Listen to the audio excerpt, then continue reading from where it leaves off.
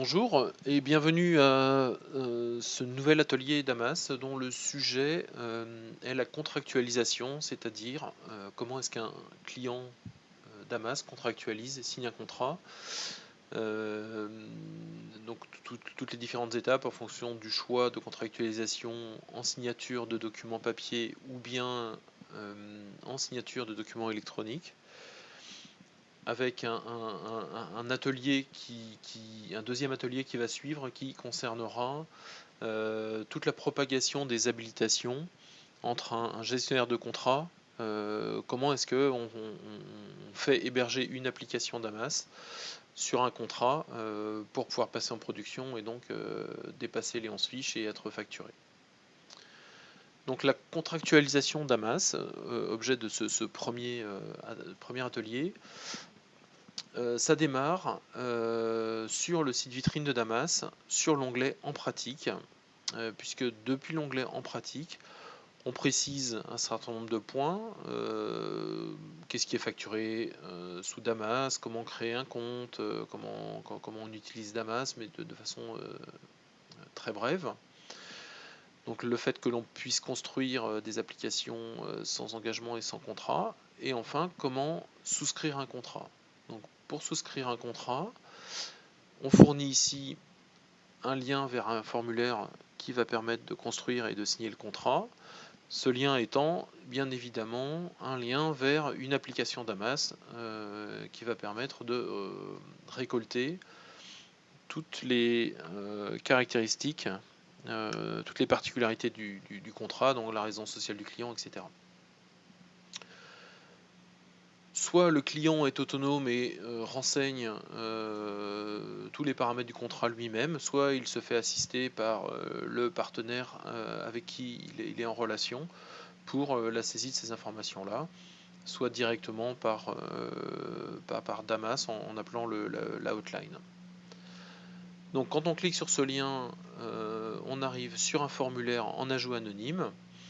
Et donc ce formulaire commence par préciser la marche à suivre pour faire un contrat, donc le fait de renseigner l'ensemble des informations du formulaire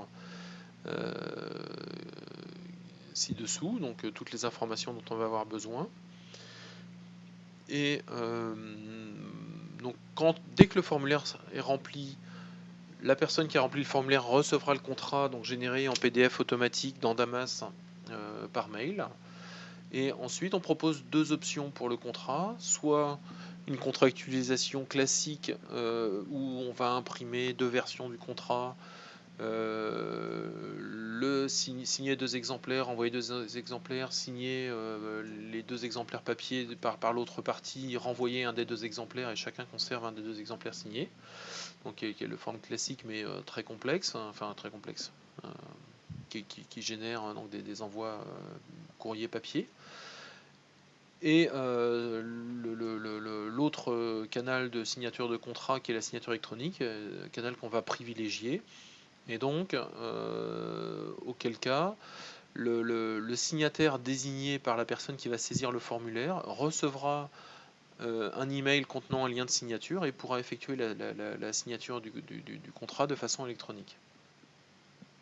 Lorsque le contrat aura été signé par le client et par Inagua ou le représentant Inagua, il sera immédiatement diffusé dans sa version signée au signataire et à la personne qui a saisi le formulaire, comme ça il sera tenu au courant.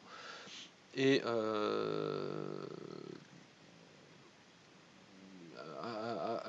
en parallèle de la diffusion, donc nous conserverons, nous Inagua, le document source et on pourra en redonner une copie à chaque fois que le client en aura besoin. Et de plus, il pourra y accéder en permanence depuis son interface Damas. Donc, quelles sont les informations que l'on va demander au client qui souscrit un contrat? La première chose qu'on va lui demander, c'est de préciser s'il souhaite une signature électronique ou une signature papier, puisque les informations qu'on va lui demander pour une signature électronique, on lui demandera deux informations supplémentaires concernant le signataire, donc son email et son numéro de téléphone portable pour pouvoir lui envoyer un code SMS de signature. Donc imaginons que l'on choisit signature électronique. À ce moment-là, donc on va demander dans un premier temps les coordonnées de l'interlocuteur qui saisit les informations. Donc c'est pas forcément le signataire, c'est la personne qui va signer le contrat, qui va remplir le formulaire et qui va désigner la personne qui signera le contrat dans son entreprise. Souvent, la personne qui va signer va être quelqu'un qui a la capacité à engager l'entreprise, donc quelqu'un aux achats ou le patron de l'entreprise, alors que la personne qui va saisir le formulaire va être la personne de l'organisation ou de l'informatique ou avec qui on est en relation et donc qui connaît les informations mais qui n'a pas la capacité à signer le contrat. Donc d'abord le prénom, le nom et l'email de la personne qui va saisir qui saisit le formulaire. Donc ça, l'email va nous servir à le tenir au courant à chaque étape de la signature du contrat. Et ensuite, comme je le disais tout à l'heure, l'email et le téléphone portable du signataire sous forme électronique qui vont nous servir à envoyer le lien de signature avec les bonnes informations. Le groupe de champs suivant à renseigner, c'est ce qui concerne toutes les parties variables du contrat, donc la dénomination sociale, donc le nom d'entreprise, la forme juridique, SAS, SARL, etc. Le capital de la société, alors là on écrit en toutes lettres au capital de, parce que c'est comme ça qu'on va l'insérer dans le texte du contrat. Ça nous permet aussi de mettre sans capital parce que c'est une autre forme qui n'a pas de capital comme une association ou autre. Donc ça nous permet cette liberté-là. On peut même indiquer un espace, c'est-à-dire vide ça fonctionne pas parce qu'on contrôle qu'il y a quelque chose, mais on peut mettre un espace si jamais c'est une association, comme ça il n'y aura pas de référence au capital. Le prénom, le nom et la fonction du signataire, l'adresse complète de la société, la ville d'enregistrement, donc là où la société est enregistrée,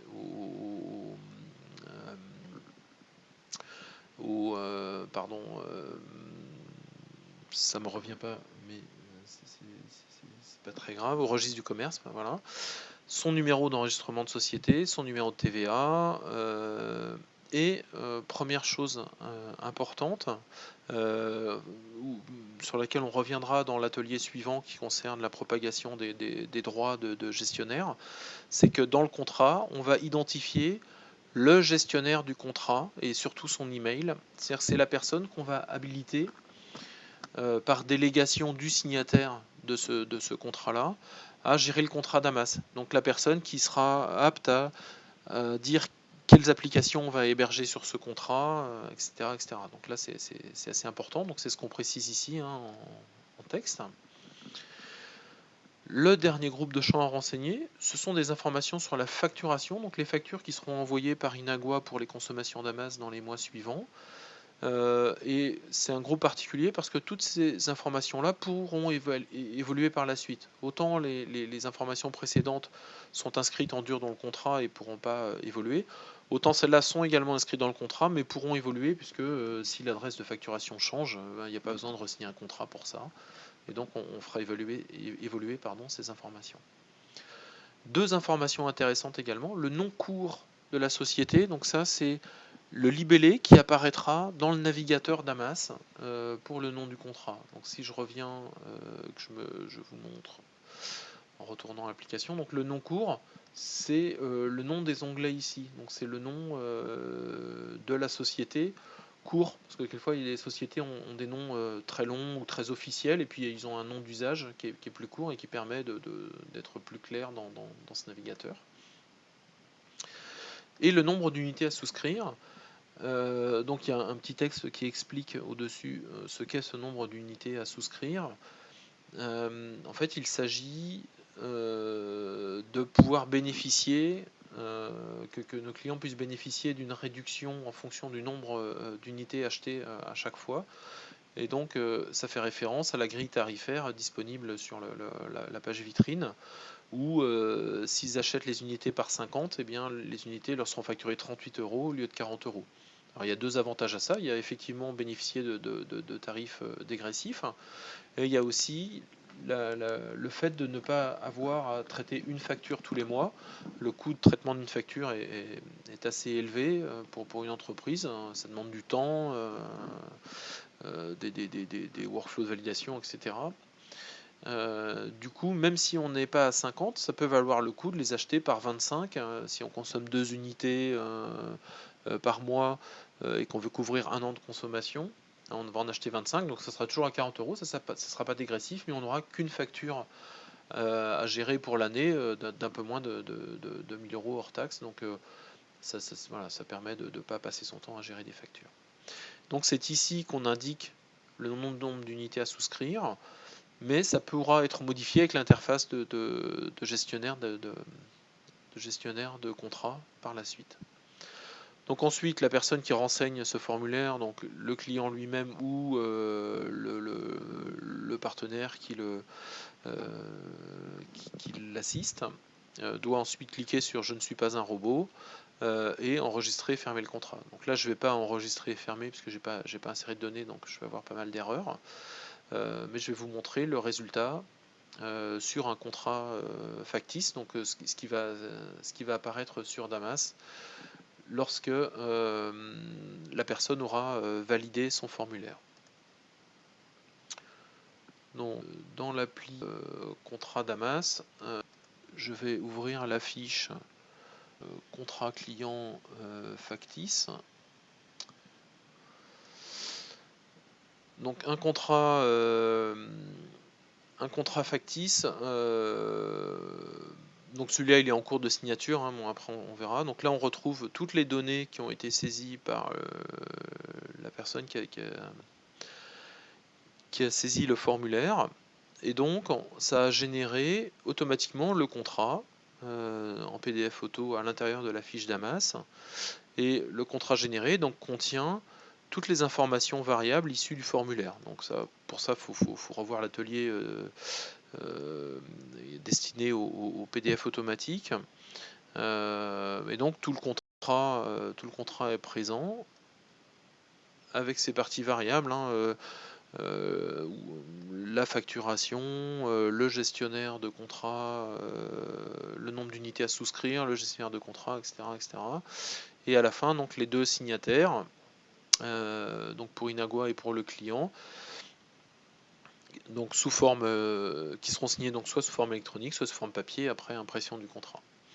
Donc éventuellement, dans le process, automatiser la signature après vérification des données saisies, vérifier que c'est pas une saisie factice. Donc on lancera la signature, et c'est là où donc là j'ai un petit souci parce que je dois pas être cohérent.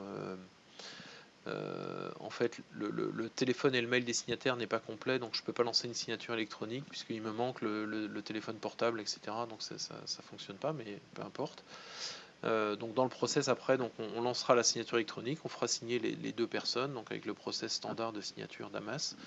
Et quand le contrat sera signé, on passera le contrat en production, ce qui signifie que on enverra un mail, donc le contrat évidemment au signataire et à la personne qui a saisi le formulaire, mais on enverra aussi un mail au gestionnaire désigné du contrat pour lui dire que maintenant, ça y est, il peut faire héberger des applications sous le contrat, etc.